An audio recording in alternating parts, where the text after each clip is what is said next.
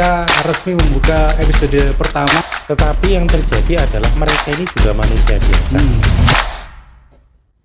Assalamualaikum warahmatullahi wabarakatuh. Halo sobat semuanya. Selamat datang di podcast Santri Santun dan Berisi. Nah, bersama saya Ferry dan hari ini sahabat, kita resmi membuka episode pertama di tahun ajaran baru ini ya. Dengan sebuah pertanyaan yang mungkin pernah hinggap di telinga sahabat semuanya. Mungkin banyak juga di teman-teman alumni pesantren.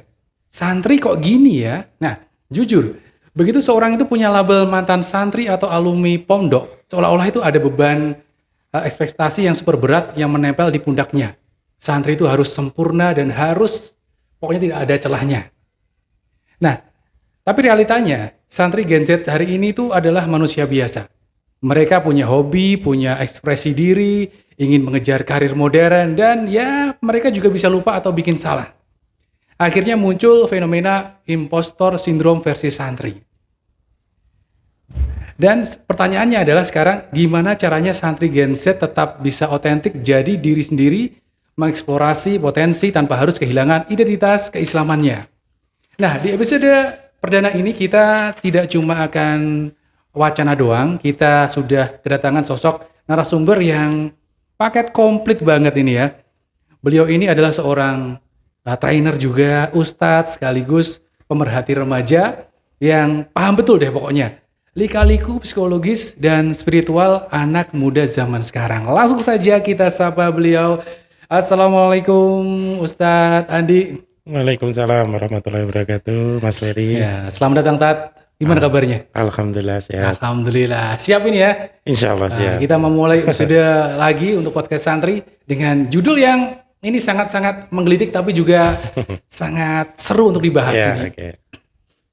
Baik Ustadz, langsung saja ya kita mulai ya. Monggo, Nah, Mas Ferry. Ustadz, sebagai seorang ustadz sekaligus trainer yang sering mendampingi remaja ini ya, seberapa sering Ustadz membaca adanya jarak antara apa yang diharapkan masyarakat dari seorang santri dengan apa yang dirasakan anak-anak ini di lapangan? Iya.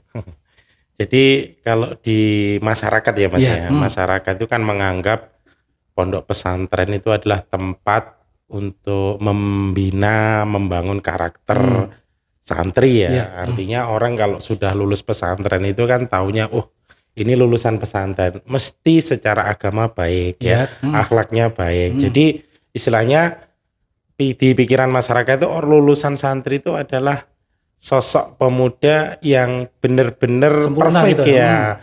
Dari ibadahnya, kemudian kecerdasannya, karena semuanya sudah ditempa di pesantren. Tetapi yang terjadi adalah mereka ini juga manusia biasa, yang harus kita pahami itu. Mereka juga anak yang tumbuh di generasi sekarang yang tidak lepas dari teknologi. Walaupun mungkin di pesantren mereka berinteraksi dengan teknologi itu kan terbatas ya. Ketika mungkin jam pelajaran praktek komputer atau apa gitu ya.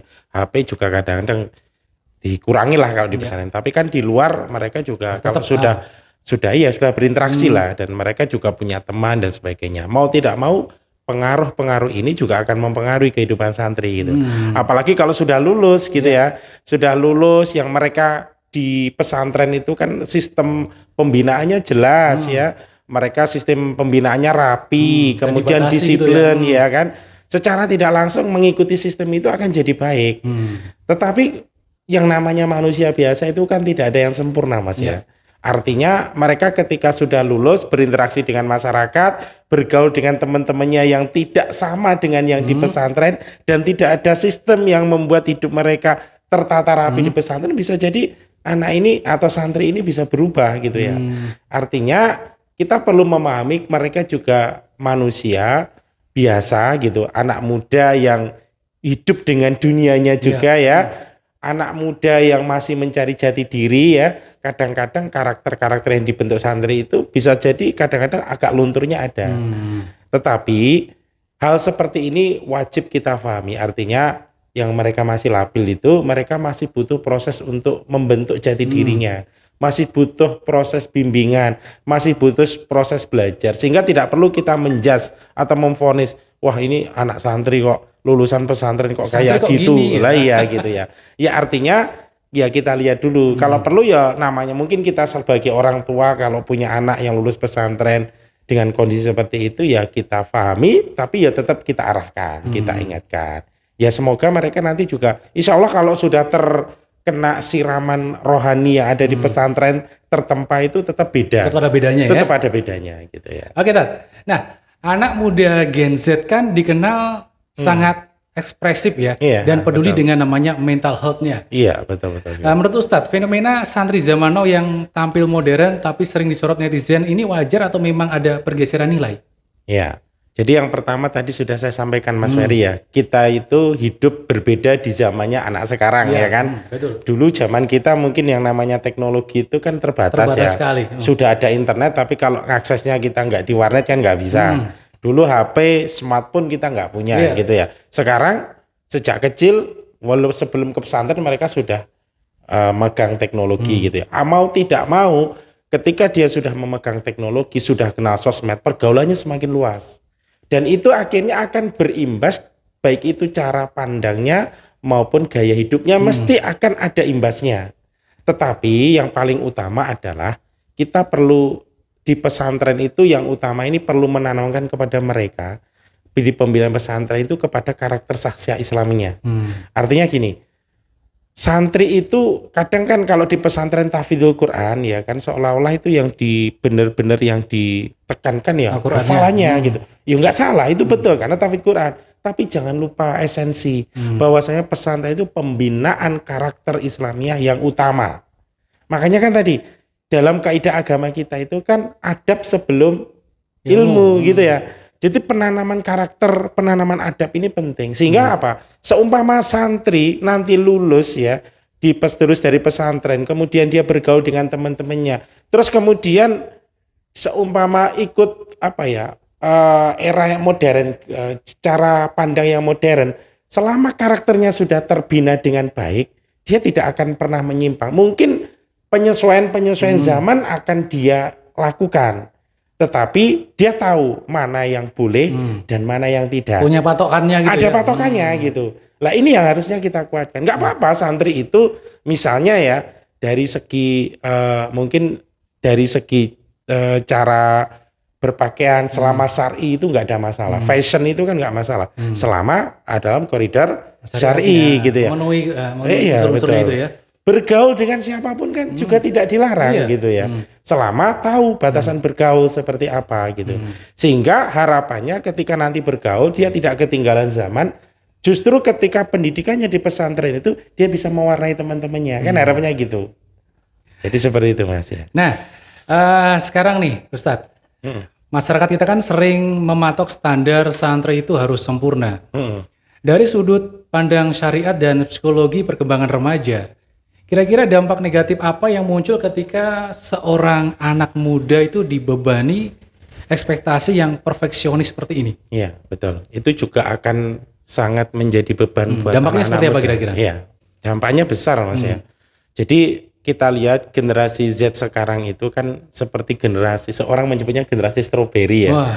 Generasi stroberi tahu Mas Mas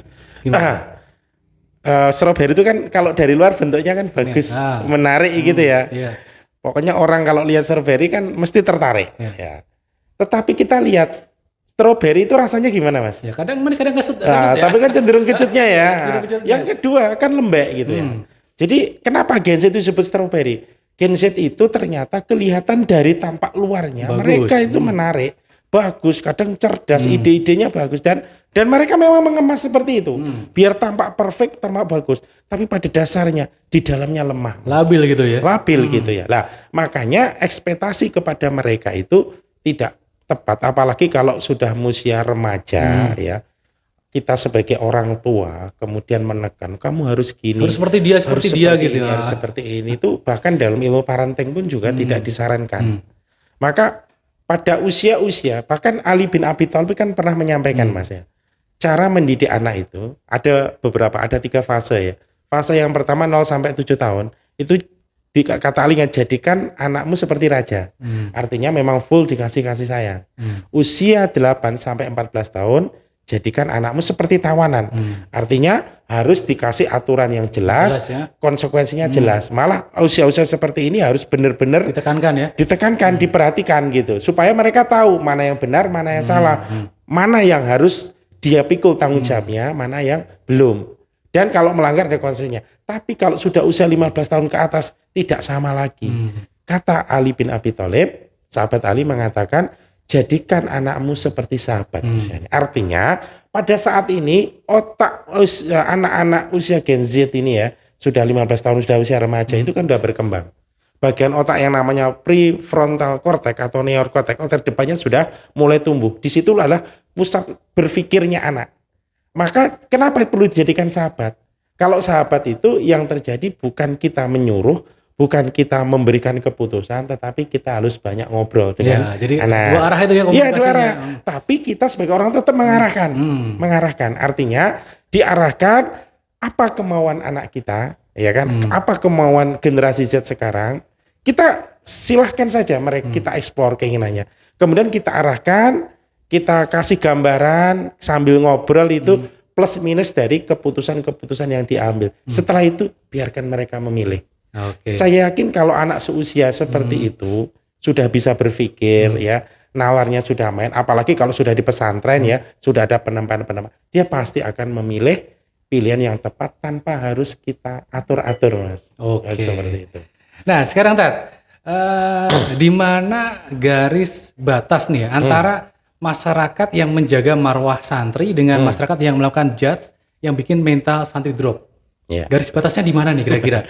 Ya jelas ya, jadi garis batasnya itu ya bagaimana nilai-nilai Islam yang sudah digariskan oleh Allah dan Rasulnya itu yang menjadi batas. Artinya gini, kita harus tahu hal-hal apa yang itu menjadi sesuatu yang pokok di dalam ajaran agama kita yang tidak boleh ditawar. Tetapi hal-hal apa yang itu memang masih diperbolehkan untuk berkembang. Nah ini yang perlu kita pahami. Jadi kalau orang tua kita dulu kan mengatakan bahwasanya kalau santri itu kan ya dia tempatnya ya di masjid gitu ya, di majelis taklim gitu ya. Jadi kalau ada santri ke kafe itu dianggap apa? Nyeleneh gitu ya. Padahal belum tentu loh di kafe itu ngapain kan juga. Ada juga orang lulusan santri dia kuliah kemudian bekerja kelompok, belajar bersama temannya di kafe karena memang sekarang situasinya masih seperti itu kan wajar. Iya, memang seperti itu ya wajar-wajar ya selama aturan-aturan dalam bergaul antara lawan jenis dan sebagainya itu tetap ada batasannya. Lah hal seperti itu kan yang sudah dinaskan di dalam Al-Quran maupun Al-Hadis bahwasanya aturan-aturan dalam berinteraksi dengan manusia mana yang boleh dan mana yang tidak ini yang nggak boleh dilanggar. Tetapi masalah mekanisme mekanisme tempat, mekanisme berkomunikasi itu kan bisa berkembang ke zaman. Misalnya seperti itu. Termasuk mohon maaf ya dulu itu mungkin orang kalau memahami ya namanya santri itu cara berpakaiannya kan harus misalnya harus pakai kopiah, baju koko gitu. Padahal ketika anak santri nanti kuliah di kuliah umum gitu ya, kemudian nggak masalah kan santri itu kuliah di mana saja selama untuk kemanfaatan ya, untuk kebaikan nggak. Terus kemudian di situ kan juga harus menyesuaikan cara berpakaian. Intinya yang penting menutup aurat. Nah, hal-hal seperti ini yang harus dipahami. Tidak perlu diperdebatkan. Selama dia masih menutup aurat, masih menjaga pergaulan, masih menjaga ibadahnya, nggak masalah gitu. Hal-hal itu dalam artian perkembangan zaman mengikuti gitu. Ya. Nah, sekarang kita masuk mulai ke impostor syndrome-nya nih Tat ya. Ya. Secara ilmu training atau coaching nih, impostor syndrome ini kan bikin orang merasa dirinya itu adalah seorang penipu yang belum pantas gitu ya. Kalau ada lulusan pesantren yang pola pikir atau limiting belief-nya seperti apa yang paling sering bikin mereka tuh merasa minder? Kira-kira yang sering bikin santri itu lulusan santri itu minder dengan dirinya sendiri? Wah, aku itu nggak pantas dan lain sebagainya. Karena gini Mas, orang kalau sudah lulusan pesantren itu kan titelnya alumni pesantren gitu ya. Wah, ini ustadz ini ya. Seolah-olah masyarakat sudah istilahnya melabelkan ya. Melabelkan kalau ini santri itu berarti dia ustadz ya. Apalagi kalau sudah 6 tahun ya di pondok gitu sudah jadi ustadz. Sehingga masyarakat menuntut perilaku, kemudian kapasitas dan sebagainya itu ustadz, seperti ustadz. Sehingga ya itu yang akhirnya kadang-kadang membuat santri itu nggak pede, Mas.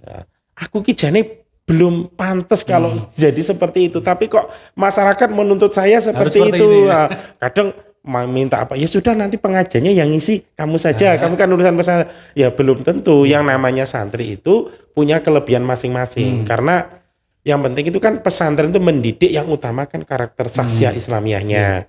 Kadang ada juga loh santri itu di pondok tahfidnya nggak nambah-nambah. Memang kapasitasnya dia untuk di bidang itu nggak sebegitu. Tetapi ternyata dia punya kelebihan-kelebihan yang lain. Yang dalam Islam itu tetap istilahnya diapresiasi. Misalnya gini, kita coba lihat aja. Sahabat Khalid bin Walid itu salah satu sahabat yang masyhur ya, terkenal. Tapi jenengan tahu nggak bahwa Khalid bin Walid itu termasuk sahabat yang sangat susah menghafal Al-Quran. Tetapi namanya itu masyhur. Karena apa? Beliau ini memiliki kelebihan dalam hal apa? Militer. Dia kalau memimpin perang itu selalu menang, Mas. Strateginya luar biasa. Dan dia caranya beramal untuk meraih ridha Allah, mencapai derajat di tingkat Allah dengan cara jihad fisabilillah, memimpin jihad fisabilillah. Artinya kan tidak ada masalah. Selama apa yang kelebihannya itu digunakan untuk perjuangan Islam, bermanfaat untuk masyarakat, bermanfaat itulah. Tetapi kadang-kadang masyarakat melihatnya yang namanya lulusan pesantren itu pasti urusan agamanya bagus. Dia harus pinter ceramah gitu ya. Ya belum tentu juga gitu ya. Lah ini yang kadang-kadang membuat santri lulusan pesantren itu minder gitu ya. Lah ini yang mungkin masyarakat belum memahami. Tetapi ya memang itu wajar, masyarakat kan masih pemahamannya seperti itu. Maka yang paling tidak ya sebagai seorang santri supaya tidak minder banget ya gitu ya. Hal-hal dasar-dasar agama kan ya tetap dipelajari ya. Itu modal ya minimal. Kalau seumpama nanti di daerahnya disuruh ngimami gitu ya sudah bisa, itu hal yang wajar. Cuman kalau masalah dia harus levelnya harus sekian itu kan tidak bisa. Butuh proses. Karena mereka ini juga istilahnya manusia yang bertumbuh tidak mungkin instan juga. Artinya masih remaja itu masih labil ya. Dia butuh proses panjang untuk bisa menjadi yang diharapkan gitu. Nah, Ustadz, bagaimana Islam dan ilmu psikologi membedakan antara sifat tawadu, rendah hati yang dianjurkan ya, dengan rasa minder atau impostor sindrom yang justru membatasi langkah mereka untuk berkarya? Ya, ini yang seolah-olah apa ya?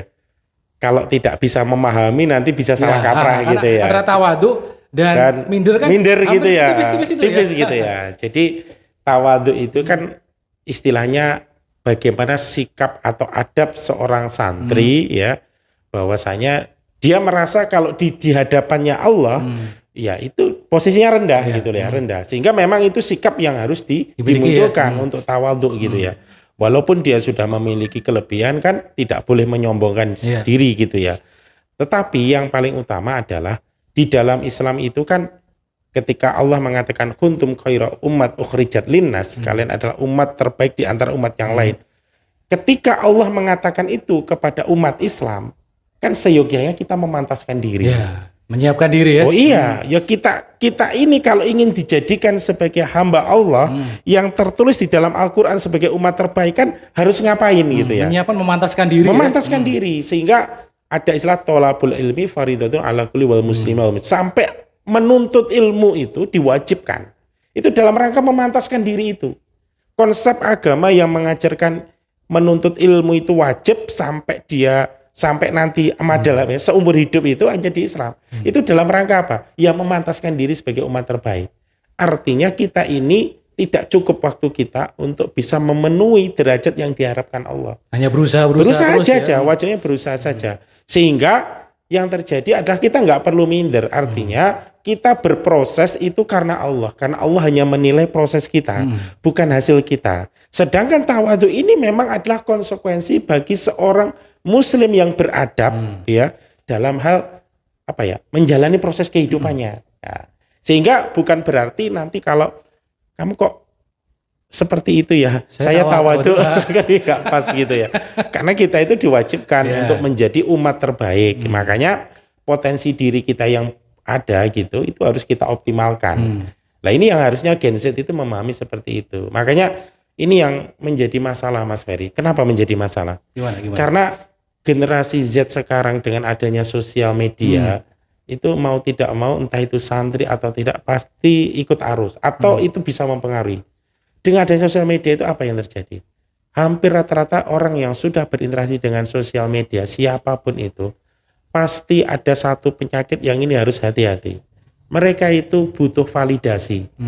Kadang orang menampilkan sosial media itu dalam rangka apa? Ya, biar butuh diakui, validasi, biar biar diakui, diakui gitu ya. Ya ini yang keliru dalam artian tadi loh, generasi strawberry itu kemasannya aja kadang yang dibuat baik seolah-olah apa ya? Ya biar orang tuh melihat saya itu wah baik, gitu ya. wah gitu ya. Tapi dalamnya kita ternyata jauh dari itu. Ya ini yang ujian untuk generasi Z sekarang. Artinya kalau kita fahamkan kembali kepada siapa itu? Ajaran Islam, kita perlu memantaskan diri menjadi umat terbaik, ya sudah. Kita nggak usah butuh validasi itu ya. Kalau niatnya istilahnya seperti ini kita podcast ya, ini kan harus kita sebarkan. Tapi kan tujuan utama bukan kita cari validasi bahwa Al-Wasatiyah itu punya podcast kan tidak. Kan menyebarkan kita ini kan dakwah. Ininya harus dikuatkan. Makanya harus ada tadi keseimbang antara tawadhu dengan ini harus ada. Jadi niat utama kita syiar gitu ya, syiar. Tidak harus butuh validasi. Nah, kadang-kadang yang jadi ujian anak-anak yang akhirnya menjadikan mereka itu tidak bisa berkualitas karena ini. Mereka yang penting butuh validasi, yang penting mereka diakui gitu aja. Seolah-olah ben ketok pinter gitu ya, seolah-olah berketok hebat padahal kan tidak seperti itu yang diharapkan. Maka tawadhu ini harus tetap ditanamkan, tetapi tuntutan memantaskan diri sebagai umatnya Nabi Muhammad, hambanya Allah tetap harus kita terus berjalan ya. Gitu ya. Nah, sekarang pasca lulus nih ya, ritme ibadah santri kan pasti sering turun ya karena perubahan lingkungan. Ya dari yang terkontrol kemudian yang bebas. Nah, rasa bersalah yang muncul ini kalau tidak dikelola dengan benar kan bisa berdampak apa nih psikologi remaja kira-kira? Iya, betul.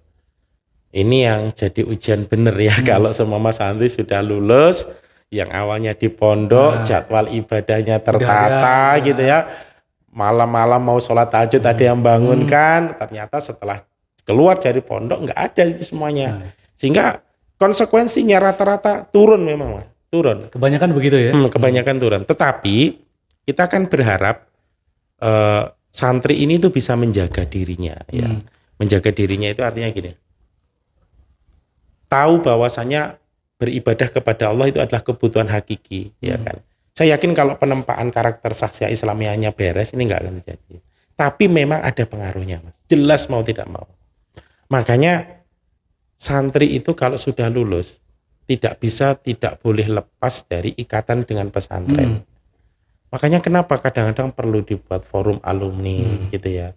Sehingga ada komunitas mereka itu tidak hilang. Santri pesantren juga harus mewadai ini. Mewadai ini kan. Misalnya di pesantren itu sudah ya namanya penanaman karakter sudah kuat. Pembinaan akhlak juga sudah kuat. Pembinaan sakofah Islamiyah kuat. Coba kalau sudah lulus itu, mereka diminta untuk tidak ini berhenti. Yang namanya nuntut ilmu kan, nuntut ilmu itu kan madal hayah gitu ya. Jangan berhenti. Kalau perlu nanti jaringan-jaringan pesantren kita itu di beberapa kota yang kita punya itu kita kontak. Kita kontaknya gimana? Ustadz, misalnya kita punya jaringan dengan Ustadz A di kota Surabaya gitu ya. Ini santri saya gitu ya, sudah lulus sekarang di Surabaya. Mbok tolong ini diawasi, juga diawasi, diajak ngaji di sana. Kita hubungkan. Dan itu memang harus kita lakukan. Jadi tarbiyah Islamiyah ini jangan sampai berhenti. Sifatnya madal hayah, berkesinambungan. Dimanapun ini jangan tinggal. Karena kalau nanti mereka itu di lingkungan, misalnya kuliah ya. Tapi kalau ketemunya komunitas-komunitas yang baik, insya Allah itu menjadi lebih baik lagi ya. Lebih baik lagi, penjaga. Terus yang kedua, mungkin secara aktivitas berbeda. Ketika di pesantren kan yang namanya murojaah, tahfidz Quran kan rutin ya. Dan itu nilainya kan luar biasa di hadapan Allah. Kalau di semua kuliah nanti misalnya di ITS atau di UNESA atau di kampus-kampus yang lain, kan nggak ada seperti itu Muhammad. Maka gimana caranya? Yo, harus menyibukkan menyibukkan aktivitas-aktivitas soleh, aktivitas-aktivitas amal-amal soleh yang lain. Di kampus kan banyak amal-amal soleh yang lain. Banyak komunitas-komunitasnya gitu ya. Iya, misalnya aktif di lembaga dakwah kampus ya kan, ikut di situ, itu kan cocok gitu kan. Backgroundnya santri tapi ngurusi masjid kampus gitu ya, menyebar kebaikan dengan aktivitas-aktivitas yang sesuai dengan zaman mereka, tetap berdakwah. Itu nanti insya Allah tidak akan hilang gitu ya. Terus kuliah dengan sungguh-sungguh, niatkan belajar ilmu karena Allah, ibadah. Jadi ibadahnya yang dulu mungkin mengkaji Al-Quran, sekarang berpindah ya. Tidak, mengkaji ilmu, tapi karena Allah, kan sama-sama ibadah. Ya, jadi tetap dapat gitu ya. Nah, Ustadz, sekarang secara praktis nih, bagaimana langkah step by stepnya untuk santri yang sedang ada di fase ini nih, fase tadi impostor syndrome ini, Ya. bagaimana cara membangun kembali kebiasaan ibadah tanpa rasa tertekan atau merasa pasti saya masuk neraka gitu. Nah, itu ya.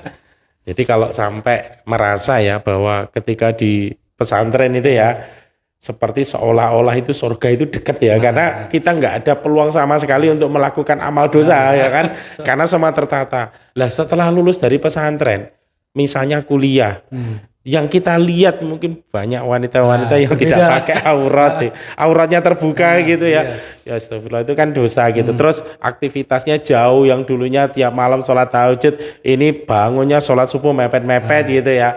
Jadi kok seperti ya Allah ini kok jadi deket sama neraka gitu seolah-olah gitu ya. Lah gimana? Makanya ini tadi, kalau caranya yang utama adalah jangan tinggalkan. Kalau itu kan udah diajarkan mbah-mbah kita dulu kan ya, obat hati itu kan ada 5. Yang ketiga orang soleh kumpul orang gitu ya. Jadi tetap bahwasanya komunitas kita itu sangat membantu kita untuk mengkondisikan diri kita agar kita tidak luntur. Maka yang step by step adalah ketika tidak di pesantren, sudah lulus dari pesantren, entah itu di masyarakat, entah itu di perguruan atau di tempat kerja, maka yang perlu dicari adalah mencari komunitas-komunitas soleh.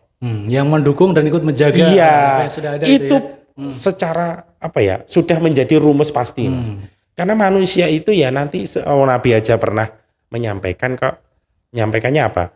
Jadi orang itu kalau pertemanan itu kan sangat mempengaruhi ya. Orang kalau berteman dengan pandai besi ya nanti dia akan mendapatkan bau asapnya gitu ya. Tapi kalau berteman dengan penjual minyak wangi kan dapat wanginya gitu ya. Itu sudah disampaikan oleh Nabi kita. Artinya siapa teman kita itu akan sangat mempengaruhi. Maka para santri gitu ya, ketika kita ingin menjaga diri kita agar tetap baik kondisi ibadah dan sebagainya, maka setelah lulus santri, sudah lulus dari pesantren, cari lingkungan yang mirip-mirip pesantren. Misalnya kalau di masyarakat, maka lingkungan masjid gitu ya. Silakan aktif di masjid, gabung dengan takmir masjid atau gabung dengan remaja masjid. Di situ nanti akan insya Allah kan kegiatannya nggak jauh-jauh beda gitu ya.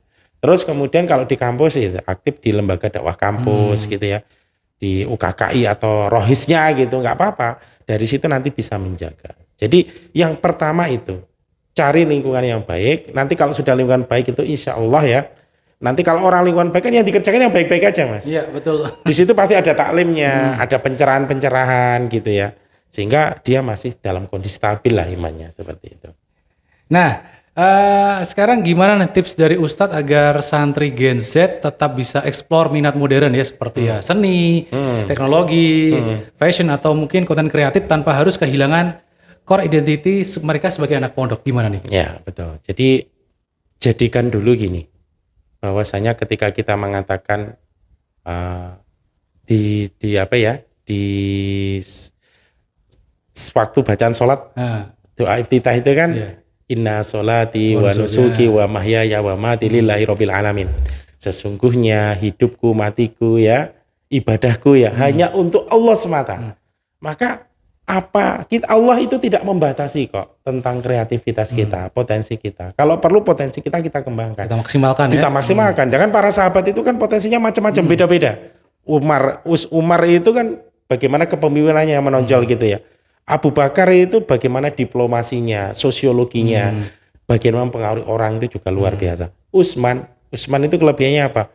Bagaimana Utsman itu kelebihannya berwirausaha. Berdagang ya. Berdagang, nyari uang yang banyak gitu ya. Ali bin Abi Thalib itu kecerdasannya. Mereka beda-beda. Dan mereka dengan kemampuannya itu dioptimalkan sebaik mungkin, dipersembahkan untuk Allah. Makanya kalau ada santri yang dia punya kelebihan untuk pinter buat kreatif dalam buat konten kreator, kembangkan gitu. Seni, selama seninya tidak merusak, kembangkan karena itu baik. Ada yang seni sastra, silahkan buat cerpen, buat novel yang islami, yang nanti bisa mempengaruhi orang ya ketika membacanya. Kan nggak dapat masalah. amal jariahnya ya. Amal jariah juga, itu nggak masalah gitu. Yang pinter public speaking, kuatkan, siapa tahu nanti jadi orang yang berpengaruh kan gitu. Jadi tidak ada masalah, tetapi jangan sampai koridor nilai-nilai Islam itu lepas dalam mengembangkan potensi ini. Mereka tidak punya acuan. Makanya tadi, kalau pembinaan karakternya di pondok itu sudah kuat, sahsiah Islaminya terbentuk, terus mereka diwadahi untuk berkembang sesuai dengan potensinya, insya Allah mereka akan nyaman untuk memperjuangkan Islam ini dengan potensinya. Dengan apapun jalannya ya, yang penting ada koridornya tadi ya. Sebenarnya koridornya itu. Makanya agar koridornya itu terjaga itu mereka harus berada di lingkungan yang baik juga gitu loh. Intinya gitu. Nah, sekarang kalau ada santri yang hari ini dicap santri kok gini sih, nah cuma karena dia tampil beda atau lagi berproses, bagaimana cara mental mereka tetap tangguh merespon cibiran tersebut? Ya, jadi yang difahamkan tadi kan memang untuk usia Gen Z itu harus ada yang mendampingi. Harus ada yang menjadi tempat curhat ya, unek-uneknya. Kalau misalnya dia punya orang tua yang paham ini ya enak gitu. Kalau ada yang mencibir sebenarnya tidak ada masalah, dia nggak melanggar syariat gitu. Cuman mungkin caranya berpakaian seperti orang biasa, tidak menjalankan santri kan, yang penting menutup aurat ya sebenarnya, dan syar'i tidak melanggar aturan syar'i kan nggak masalah. Lah kadang-kadang kalau dicibir seperti itu ya bisa ngedonkan. Lah tapi kalau ada yang mendampingi ya, ada yang membimbing gitu ya, mungkin orang tuanya atau siapa, itu juga akan lain. Makanya saya mengatakan gini, cara yang paling efektif itu pesantren itu ketika santrinya lulus kembali ke daerahnya itu jangan sampai terlepas dengan ikatan pesantren. Harus kita apa? Istilahnya kita channelkan ya, kita hubungkan dengan saudara kita yang di daerah situ, entah itu ustadz siapa gitu, tetap supaya mereka terhubung, supaya nanti ada yang mendampingi. Ada pengawasannya ya? Iya, artinya mendampingi bukan berarti terus nanti ngatur-ngatur, enggak. Jadi tempat ngobrol, tempat sharing ya, di situ juga nanti dia bisa untuk menuntut ilmu juga gitu. Dari sini nanti insya Allah nanti akan tertata lah, insya Allah. Tidak akan sampai ngedrop. Siapa sih rata-rata Gen Z yang ngedrop sampai mental health-nya rusak ya?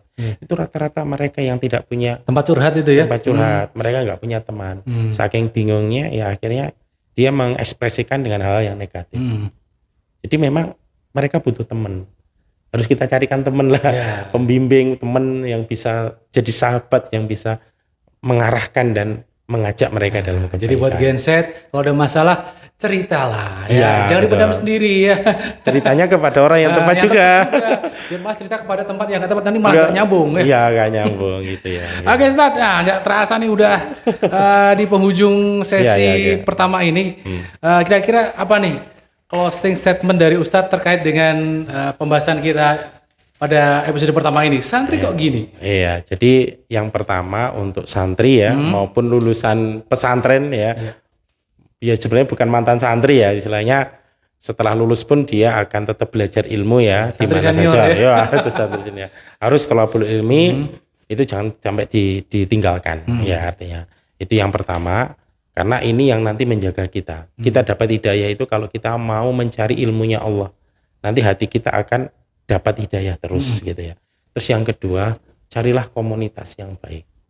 Artinya milih teman itu juga harus benar. Nah, bersama dengan siapa itu penting.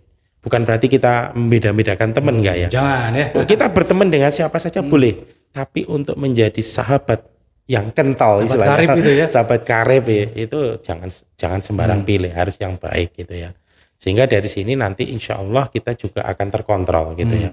Kalau kita punya sahabat-sahabat kita baik semua, pasti kita akan ikut baik ya kan. Terus kemudian kembangkan potensi kita, karena bisa jadi yang menjadi bekal kita nanti di akhirat itu adalah potensi-potensi yang kita miliki, yang kita persembahkan untuk Allah. Kalau kita ngomong kita ini menjadi manusia yang selalu stabil imannya kan berat juga Mas. Yang ibadahnya selalu khusyuk aja kadang berat. Tapi bisa jadi karena kita punya potensi, potensi kita itu bisa kita kembangkan terus dan kita persembahkan untuk Allah, siapa tahu itu yang akan menjadi pemberat timbangan kita, bekal kita di akhirat nanti. Bisa jadi mengisi itu iya, mengisi itu aja. Jadi yang penting jangan sampai hidup kita itu tidak kita berikan kepada Allah, intinya gitu ya. Terkadang dunia ini, ngapunten ya, Gen Z itu kadang-kadang glamoritasnya itu kan jadi glamor, dunia glamor itu menjadi ukuran gitu ya. Tantangan buat mereka. Karena tadi loh ya, banyak validasi itu yang dicarikan. Jadi pengen pengakuan. Kenapa? Karena temennya itu kan senengannya ya mungkin pamer ini, punya ini. Kita jangan ikut larut ya. Jangan ikut larut. Artinya seumpama kita potensi suatu kelebihan itu ya sudah kita persembahkan untuk Allah. Kalau nanti orang lain mengakui ya sudah, itu pengakuan mereka, jangan sampai mempengaruhi niat kita gitu ya.